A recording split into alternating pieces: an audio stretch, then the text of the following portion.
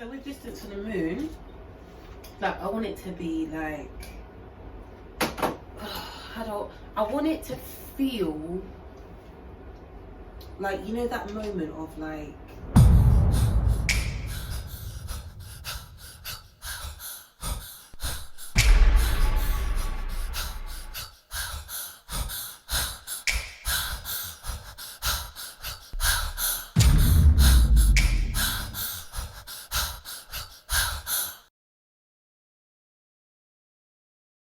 that space of wanting to be somewhere else. It's almost like a sultry lusting.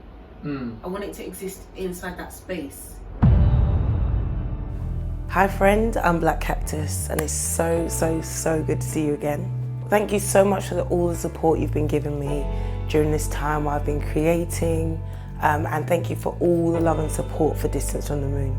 So Distance from the Moon is a song that's really dear to my heart. It's my love letter to the moon. The origins of the song came actually after an argument with a loved one, and instead of basically having a tantrum, I decided to rechannel my energy into writing, and I started writing some poetry, and I ended up writing pretty much the entire song that night. So it's special because it came out of something stormy and something beautiful was created, and there was a full moon that night. So it's just really special, and it feels really warm because it brought me a lot of comfort at that particular time. So the actual creation of the song, I'd written the bass of it, then I brought it to my team, Gatekeepers, and they helped me flesh out some of the lyrics. They helped change some of the intention, which was really beautiful. So by the time we'd formed the body of the song and changed some of the lyrics around from what I originally wrote, the production was done by Meshach, who's part of Gatekeepers. Some of the additional lyrics were written by Marda Magai, who's another artist. And the main bulk of the main body of the production was done by Meshach. So have we got it sounding like a spaceship that's riding around? Yeah.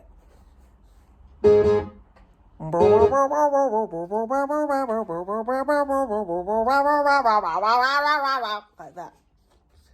With me kind of saying, oh, can you make this sound like a tinny train, or can you make this sound more bassy? And then additional programming of the drums were done by an artist called Lindrick Zayla. And there were some additional guitar parts by an amazing guitarist called Wesley D. I wanted it to feel very visceral, very soft and electronic. So that's where the bass, the sound of the bass, where it's like all of that, I wanted it to feel like, I wanted it to grow. I wanted it to have layers because it represents the journey of how I was feeling at the time. So I wanted it to transport people, to make them get the, as the millennials say, the feels.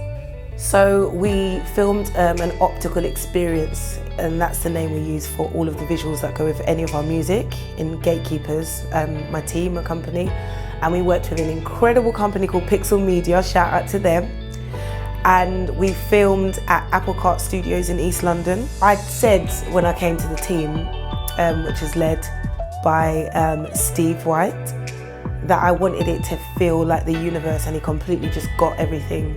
So we shot completely in the dark. There were some scenes where I had to literally fall, and I was bricking it. I was like, I can't do this. But just knowing that, you know, with Pixel Media and what they're going to do and their vision to create optical illusions, that I could just literally fall into that and trust that that was going to come out exactly how we planned, and it did. I'd sketched out a dress, and Danny Dawkins helped me bring that dress to life. And my makeup was done by an incredible makeup artist called Nadia. There's a look that I have where it looks like the constellations. And so it was a real amazing group effort. I had some additional movement by London Bitty and Wada Sanada, who's another movement coach. We did loads of things where I was falling through space, and Pixel Media really helped to capture me being in the atmosphere, and that really like embodied the sound and the feel of the music. So it all came together so deliciously, and I just love it. So it was a decision by Meshach and myself to create a Symphonic Reimagining, which is basically an orchestral version of the song, namely because we really love orchestral arrangements. We love film scoring, anything that creates an atmosphere. So I thought it would be really amazing to create something that was almost like the complete opposite to what we have. So I wanted it to feel light, I wanted it to feel bright and cheery. The other one's quite brooding and ominous, and this one's quite bright and hopeful and feels like the hills. So I chose to create something because I wanted the duality of the song, and choosing it to do it in nature because I just love it. I think that nature's an amazing thing to rejuvenate the spirit and everything like that, and I love being amongst the woods. So I chose again to do it there, to just bring a different, just shed another light on there, to create another look, because I love playing with looks. I pretty much style anything that I do. So I wanted to play with the look, keep some continuity with some of the pieces that I'd worn and the way, my signature hairstyle, but I just wanted, yeah, something with polarity to the kind of dark, like quite brooding, beautiful dark, and then something a bit lighter. We had the natural elements, and that was amazing because I love using natural lighting, and I chose red. I remember watching Schindler's List when I was at secondary school, and I just loved the visual that they used. It was this little girl in the red. I thought it was such a nice focal point, and red represents like a really bold, fierce character, and when I embody Black Cactus, that's kind of who I aim to be. And the continuity in the dresses are that they're both quite floaty and delicate and light. So you'll see with the lilac dress that Danny Dawkins made, that whole thing, and having the regal neck reminding me always to keep my head up.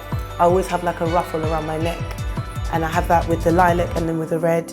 And I think they just flow really lovely, and they make me feel really floaty and lovely and light and regal, and also remind me of the Black Cactus character that I embody, which is to protect myself, but also to remain strong. What was incredible was I went away and I did a cruise, and I performed on a ship for almost a month. And I met this incredible Italian composer. And on the ship, it was on this screen that kind of curved around this theatre space, and just seeing the optical experience on this large screen like really touched me, and it just kind of really hit me what I'd done, what I decided to commit to, what I'd created, and seeing how incredible it was has only encouraged me now to create more optical experiences, to create more pictures, to create more moments, and kind of just weave them together and make something really beautiful. That's a moment during this whole creative process that's really stuck out for me. So what I want you, friends, to take away from what I have created is a chance to have a little bit of escapism, and just more importantly, a lot was going on when I was creating all of these, and I decided to lean into creating, I decided to lean into producing, to lean into writing what was on my heart. This came from my inner being. So I want you to take that, you can look into your inner being and see what comes out of you. This is what happens to have come out of me. So I want you to enjoy something that has literally come from my essence, and it's my gift to you to share with you. So it's to encourage you to just look in here and see what's going on.